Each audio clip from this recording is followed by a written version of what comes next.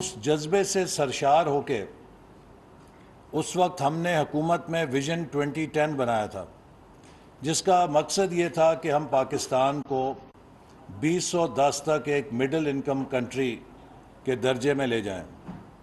لیکن 2 سال بعد مارشل لا کے نتیجے میں وہ سفر ڈیریل ہو گیا اور وہ ویژن ہے وہ بھی ردی کی ٹوکری میں چلا گیا، اور ہم نے پھر امریکہ کی ایک جنگ میں داخلہ لے لیا، اور اس کے بعد جو ہماری تباہی اور بربادی ہوئی وہ مجھے بتانے کی ضرورت نہیں ہے۔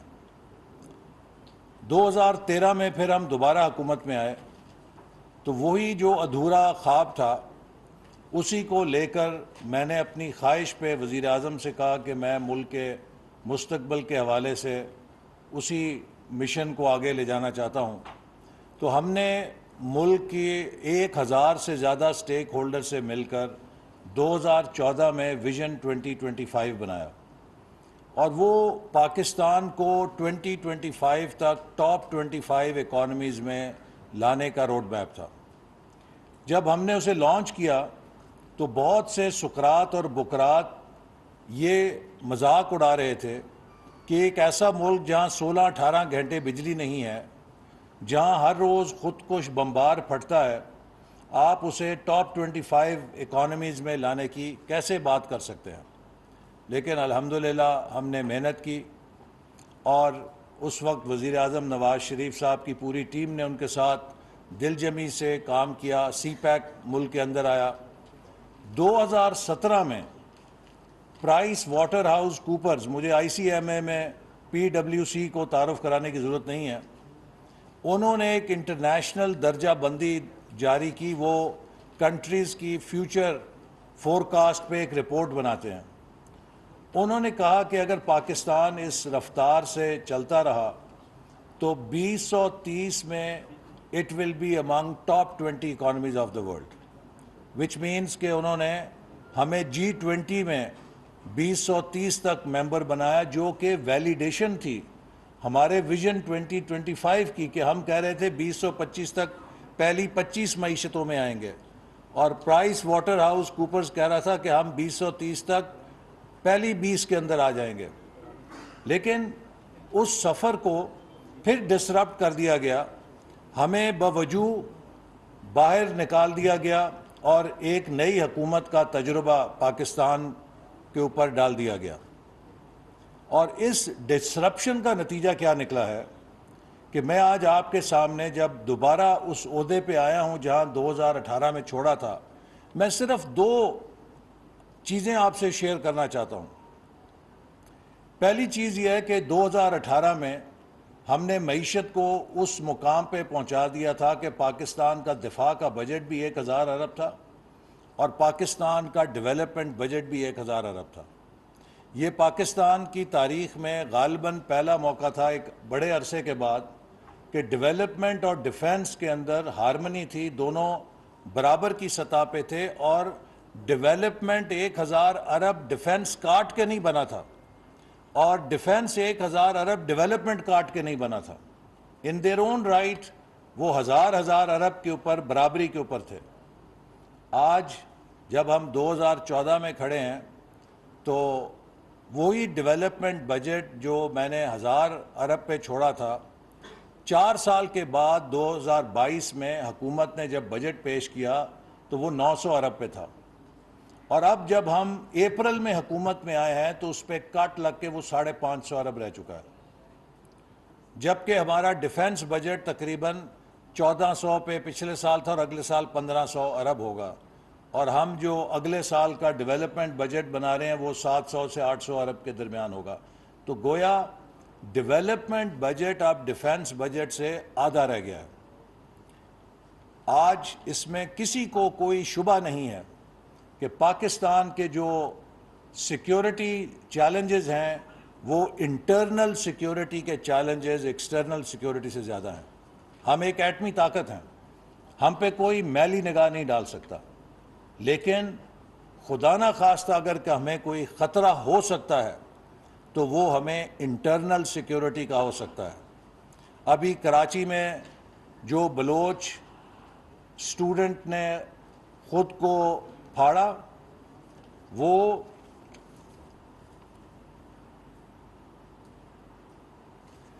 جس نے پھاڑا وہ ایم فل تھی، 2 بچوں کی ماں تھی۔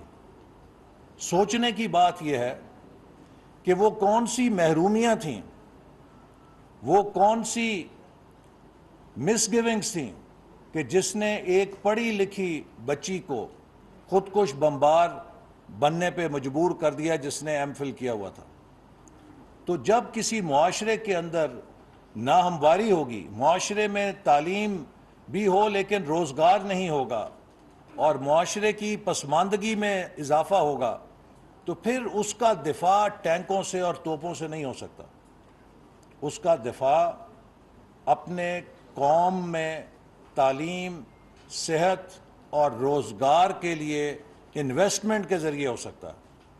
لیکن اگر یہ بجٹ نہیں ہوگا، آپ اگر اپنے قوم کے مستقبل میں تعلیم، صحت اور روزگار کے لیے، جدید انفراسٹرکچر کے لیے پیسہ نہیں خرچیں گے، تو پھر مجھے کہنے کی ضرورت نہیں کہ ہم جتنا مرضی اسلحے کا انبار لگا لیں، ہم داخلی طور پہ کبھی مضبوط نہیں ہو سکتے۔ تو ایک تو یہ آپ کے سامنے 4 سالوں میں ڈیولپمنٹ میں پیش کرنا چاہتا ہوں کہ جہاں ڈیولپمنٹ اور ڈیفنس برابر کا تھا، دونوں کو اپنا پورا حصہ مل رہا تھا، آج ڈیولپمنٹ آدھا رہ گیا ہے ڈیفنس کے مقابلے میں۔ تو یہ ایک لمحہ فکریہ ہونا چاہیے کسی بھی قوم کے لیے۔ دوسری بات، جب ہم نے 2018 میں حکومت چھوڑی تھی تو ملک کا ڈیٹ سروسنگ کا جو بجٹ ہے 1400 ارب روپے، 1500 ارب کے قریب تھا۔ آج جب یہ بجٹ آیا ہے تو ڈیٹ سروسنگ 4000 ارب پہ پہنچ گئی ہے، اور ایک ایسا بجٹ، ایک ایسی معیشت کہ جس میں آپ کے ٹیکسوں کی وصولی 7000 ارب ہے۔ میں آپ کو چند ایک حقائق بیان کرنا چاہتا ہوں کہ جس سے ہمیں سمجھنا چاہیے کہ ہم آج کہاں کھڑے ہیں۔ جو ایف بی آر اگلے سال ہمیں پیسے اکٹھے کر کے دے گا وہ 7000 ارب کر کے دے گا، اور تقریباً اس سے جو صوبوں کا حصہ ہے وہ آپ نکال دیں تو وفاقی حکومت کے پاس میرا خیال ہے کہ بمشکل 3500 سوا 3000 ارب کے قریب بچیں گے، 3500 کے قریب شاید بچ جائیں۔ اس 3500 میں سے وفاقی حکومت نے 4000 کا قرضہ ادا کرنا ہے، اور اس کے علاوہ جو دفاع کا بجٹ ہے وہ تقریباً 1500 ارب روپے کا ہے۔ جو cost of running the government ہے وہ تقریباً 550 ارب ہے۔ اسی طرح 525 ارب کے قریب پینشنز کی کاسٹ ہے۔ جو گرانٹس حکومت دے گی وہ بھی کوئی 700 ارب کے قریب بجٹ کے اندر رکھی گئی ہے۔ پھر 1200 اسی طرح جو کچھ حکومت مختلف اداروں کو پیسے دیتی ہے جن کو آپ کہہ سکتے ہیں کہ لونز نہیں، گرانٹس جو ہیں وہ 1150، اور جو سبسڈی ہے وہ 700 ہے۔ اب یہ آپ ٹوٹل کرتے جائیں، 3500 ارب میں سے آپ نے 4000 ارب قرضوں کی ادائیگی کرنی ہے، 1500 ارب کا دفاع کا خرچہ ہے، 800 ارب کا ترقیاتی خرچہ ہے، آپ کے جو سبسڈی ہے وہ 700 ارب کی ہے، جو لونز اینڈ ایڈوانسز ہیں وہ تقریباً 1120 ارب روپے کے ہیں۔ یہ فہرست بناتے جائیں، یہ سب کچھ کرنا ہے 3500 ارب میں۔ کیا ہو سکتا ہے؟ نتیجہ کیا ہے کہ حکومتیں پھر بورو کرنے پہ مجبور ہیں کہ آپ مزید قرضہ لیں گے۔ یہ ایک ایسی صورتحال ہے کہ جسے آپ کہہ سکتے ہیں کہ ہم تقریباً ایک ڈیٹ ٹریپ کے دھانے پہ پہنچ چکے ہیں، اور یہ انسسٹینیبل ہے۔ تو آج پاکستان کے لیے جو مسائل ہمیں سامنے ہیں ان کی 3 جہتیں ہیں۔ ایک ہمارا کرائسس یہ ہے کہ ہم نے 75 سال سے پاکستان کو کسی ایک راستے پہ مستحکم نہیں ہونے دیا۔ پاکستان 75 سالوں سے دائروں کے سفر میں چلایا جا رہا ہے۔ جو حکومت کامیابی سے کام کرتی ہے اس کو ٹھوکر مار کے گرا دیا جاتا ہے، اور اس کے نتیجے میں جو پالیسیز کا تسلسل ہے وہ ختم ہوتا ہے، اور ہم پھر بیک ٹو گراؤنڈ زیرو۔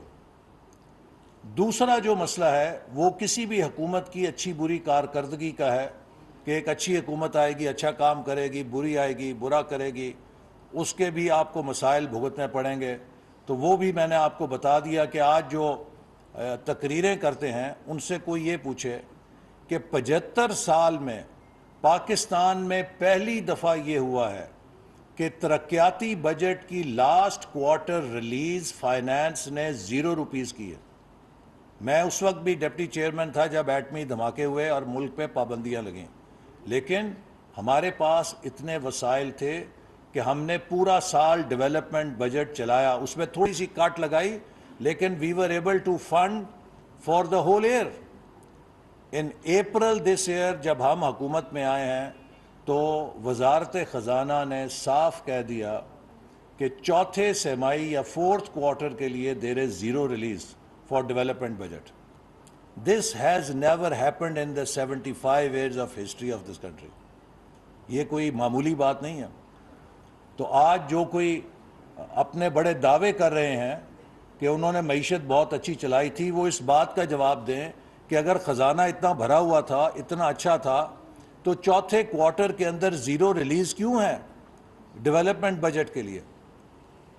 تو ان حالات کے اندر جو تیسری چیز ایک داخل ہو گئی وہ رشیا اور یوکرین کی وار کے نتیجے میں جو پوری دنیا میں سپلائی چینز ڈسٹرب ہوئیں اور کموڈٹی مارکیٹس میں آگ لگ گئی۔ پٹرول جو ہے $120 سے اوپر چلا گیا، گندم 4 گنا مہنگی ہو گئی، کوئلہ 6 گنا مہنگا ہو گیا، ہر چیز جو ہے وہ بہت مہنگی ہو گئی۔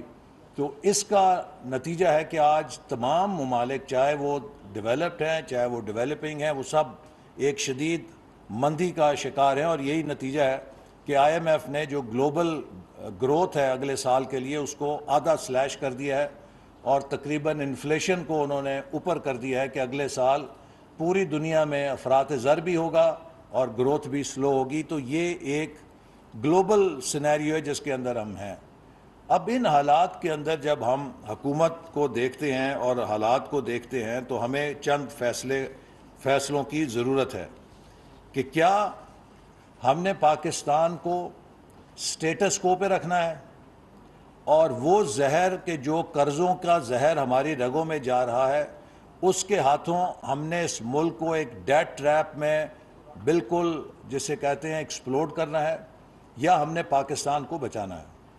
ہمارے سامنے بھی 2 راستے ہیں کہ یا ہم پولیٹیکل کیپٹل بچائیں یا ہم پاکستان کی معیشت کو بچائیں، اور ہم نے یہ فیصلہ کیا ہے کہ ہم پاکستان کی معیشت کو بچائیں گے، چاہے اس کی جتنی بڑی قیمت ادا کرنی پڑے، چونکہ اگر ہم نے پاکستان کی معیشت بچا لی تو ہمارا پولیٹیکل کیپٹل بھی واپس آ جائے گا۔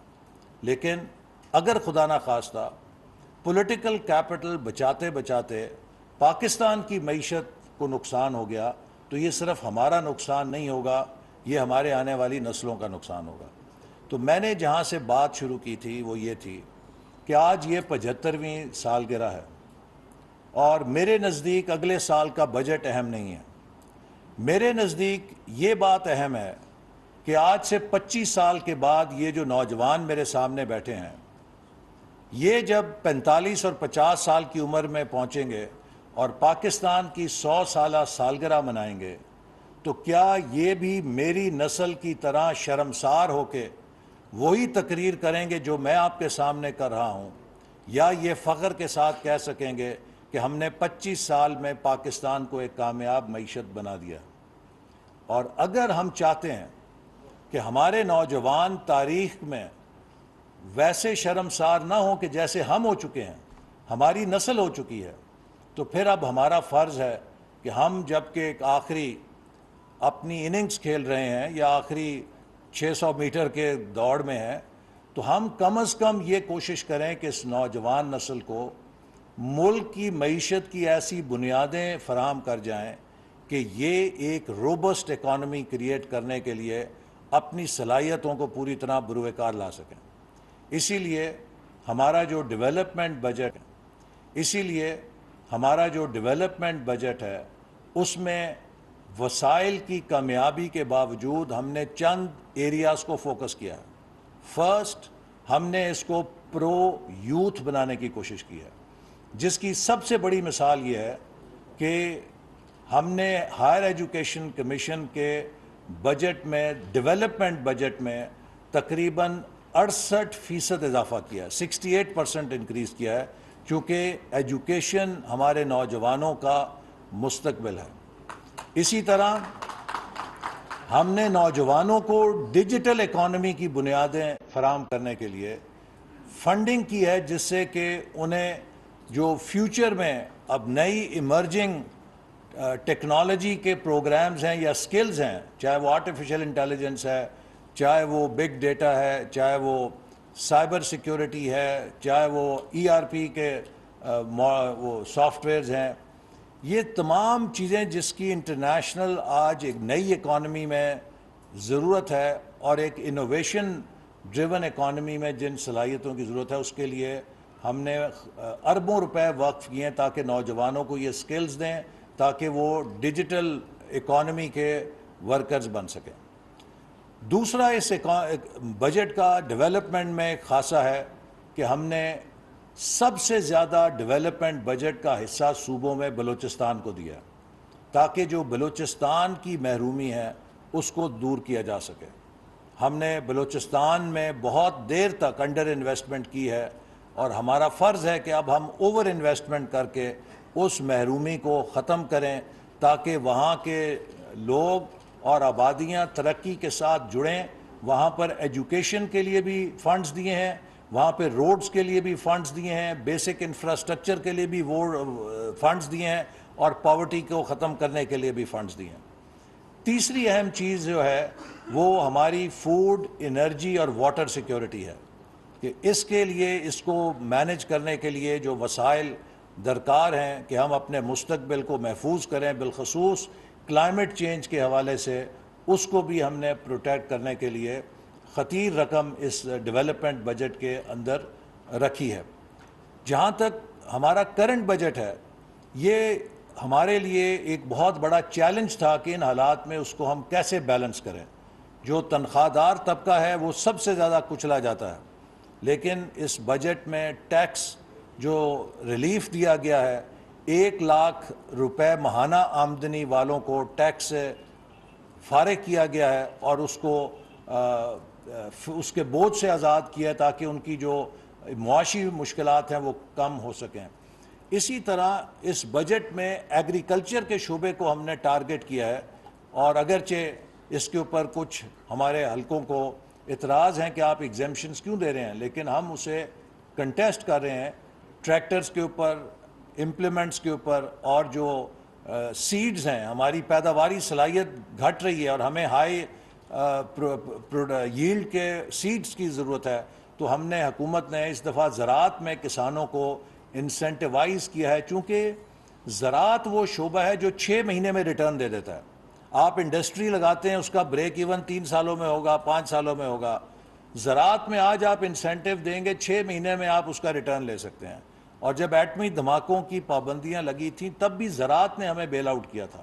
لیکن آپ یہ دیکھیے کہ 2018 میں ہم گندم برآمد کرتے تھے، چینی برآمد کرتے تھے، کپاس میں خود کفیل تھے.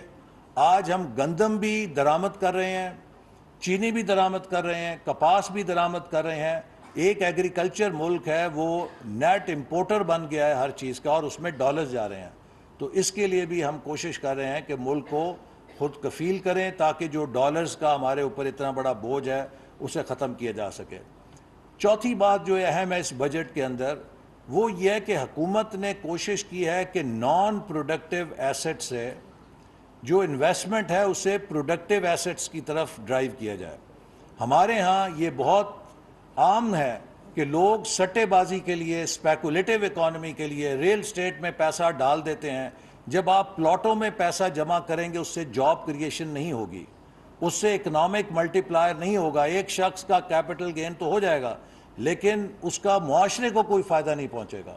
تو ہم نے کوشش کی ہے کہ اس آئیڈل جو انویسٹمنٹ ہے جو ریئل اسٹیٹ میں ہوتی تھی اسپیکولیشن کے لیے، اس سے کوشش کریں کہ انویسٹمنٹ پروڈکٹیو سیکٹر میں آئے، انڈسٹری میں آئے، ایگریکلچر میں آئے، تاکہ اس کا ایک فائدہ ہو۔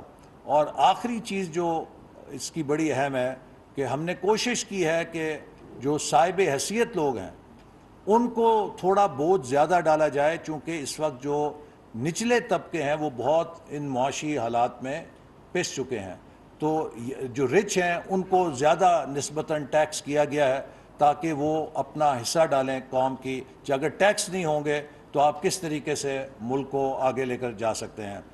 آخر میں یہ کہنا چاہتا ہوں کہ ہم سب کا یہ فرض ہے کہ ہم ملک کے ان بنیادی مسائل کو دیکھیں جو ہم حل نہیں کر سکے۔ یہ ایک سائیکل آتا ہے، جب بھی ہم تھوڑے سے ایک گروتھ کی طرف جاتے ہیں اس سے ڈیمانڈ جنریٹ ہوتی ہے، آپ ڈالر کنزیوم کرنا لگتے ہیں امپورٹ کے ذریعے، لیکن آپ کی صلاحیت our capacity to earn dollars does not increase correspondingly۔ نتیجہ کیا ہے کہ ہم ڈالرز میں پھر خسارے کا شکار ہو جاتے ہیں اور بیلنس آف پیمنٹ جو ہے وہ بہت پھیل جاتا ہے۔ اس کا ایک ہی حل ہے، اور ہر وہ ملک جس نے کامیابی سے ترقی کی انہوں نے ایکسپونینشلی ایکسپورٹ سیکٹر کو گرو کیا ہے۔ تو ہم کوشش کر رہے ہیں کہ اس بجٹ میں بھی خاص طور پہ ایس ایم ای سیکٹر کو ٹارگٹ کریں، اور ایس ایم ای سیکٹر کو ایک انجن آف ایکسپورٹ گروتھ بنائیں۔ اس میں بہت پوٹینشل ہے، اور پاکستان کو we have to become an export led growth model. یہ ٹرانزیشن کرنی پڑے گی کہ ہر شخص اس چکر میں ہو کہ میں دنیا میں کہاں کوئی چیز بیچ کے ڈالر کما سکتا ہوں، کیونکہ جب تک ہم لیپ فراگ نہیں کریں گے ایکسپورٹس میں ہم اس دلدل سے نہیں نکل سکتے۔ تو یہ ایک بڑا چیلنج ہے جس کے لیے ہر شعبے کے اوپر ذمہ داری ہے کہ ہم ملک کے اندر جو صلاحیت ہے ایکسپورٹس کی اس کو بڑھانے کے لیے اپنی کارکردگی کو بہتر بنائیں، کمپیٹیونیس کو بہتر بنائیں، انوویشن کو لے کر آئیں، پروڈکٹیوٹی کو انہانس کریں تاکہ ہم گلوبلی کمپیٹیٹیو ہو سکیں۔ اسی طرح وہ چیزیں جو زراعت کی ہیں اور ہم امپورٹ کرتے ہیں اس میں ہمیں خود کفالت حاصل کرنی ہے۔ اربوں ڈالر کا ہم خوردنی تیل کھاتے ہیں امپورٹ کر کے، اسے ہمیں خود پیدا کرنا چاہیے ملک کے اندر۔ تو ہم اس دفعہ بجٹ میں اس کو بھی انسینٹیوائز کر رہے ہیں کہ ایڈیبل آئلز کے لیے ہمارے اپنی پروڈکشن جو ہے وہ انکریز ہو تاکہ اس کا بوجھ ہم پر کم ہو سکے۔ تو اس کے ساتھ ہی اگرچہ کافی لمبا موضوع ہے جس پہ دل نہیں چاہتا کہ انسان بات اپنی ختم کرے، چونکہ کہانی ایسی ہے چیز کہ جس پہ قوم کے ساتھ کھل کے بات کرنی چاہیے۔ میں سمجھتا ہوں کہ آخر میں یہی کہوں گا کہ آج ایک غیر معمولی صورتحال کا سامنا ہے، اور ہمیں اس سے ملک کو نکال کے اپنے پیروں پہ کھڑا کرنا ہے۔ اور پاکستان کو اللہ تعالیٰ نے اتنے وسائل دیے ہیں کہ اگر ہم اپنے آپ کو اسٹیبلائز کر لیں تو 5-10 سالوں میں پاکستان ایک بہت بنیادی جسے کہتے ہیں کہ اپنی جو صلاحیتوں کو بروئے کار لا کے تیزی سے ترقی کر سکتا ہے۔ لیکن اس کے لیے ضروری ہے کہ ہر شخص ایک ٹیم کی صورت میں جڑے۔ کوئی دنیا میں ملک انتشار کے ساتھ اور کوئی ملک اپنے اندر عدم استحکام پیدا کر کے کامیاب نہیں ہوا۔ دنیا میں ایک مثال نہیں ہے کہ کسی ملک نے اندرونی انتشار کے ساتھ اور کسی ملک نے پالیسی انکنسسٹنسی کے ساتھ ترقی کی ہو۔ باقی درجنوں مثالیں ہیں کہ ہر دوسری مرض کے ساتھ لوگ ترقی کر جاتے ہیں۔ دنیا میں ایسے ملک بھی تھے جو کرپشن میں ہم سے بہت اوپر تھے۔ بنگلہ دیش ہمیشہ ٹرانسپیرنسی انٹرنیشنل میں ہم سے اوپر ہوتا تھا کرپشن کی انڈیکس میں، لیکن آج 50 سال کے بعد وہ دنیا کو فخر سے کہہ رہا ہے کہ ہم نے پاکستان کو ہر اقتصادی اشاریے میں پیچھے چھوڑ دیا۔ تو کیا وجہ ہے؟ بنیادی بات یہ ہے کہ آپ کو ایک کنسسٹنسی کے ساتھ ایک پالیسی فریم ورک کو اپنا کے اس پہ چلنا ہے، اور آپس کی جو انٹرنل پولرائزیشن ہے وقت کو اپنا کے اس پہ چلنا ہے، اور آپس کی جو انٹرنل پولرائزیشن ہے اس سے ہمیں نکلنا ہوگا تاکہ ہم سب پاکستان کے مستقبل کا سوچیں اور اس نوجوان نسل کو ایک بہتر مستقبل دینے کے لیے وہ فیصلے کریں جو اگر ہمارا آج اس میں قربان ہوتا ہے تو ہمارا مستقبل قربان نہ ہو۔ بہت شکریہ۔ پاکستان زندہ باد۔ وفاقی وزیر منصوبہ بندی احسن اقبال اسلام آباد میں پوسٹ بجٹ پریس کانفرنس سے خطاب کر رہے تھے۔ انہوں نے کہا کہ ماضی میں ترقی کے سفر کو مسلسل روکا رہا ایس ایم ایز پر خصوصی توجہ دے رہے ہیں تاکہ پاکستان کی برآمدات کو بڑھا سکیں. انہوں نے کہا پاکستان کو بہت سے اندرونی چیلنجز کا سامنا ہے. ایچ ای سی کے بجٹ میں 68% اضافہ کیا ہے تاکہ ہمارے نوجوان ترقی کر سکیں.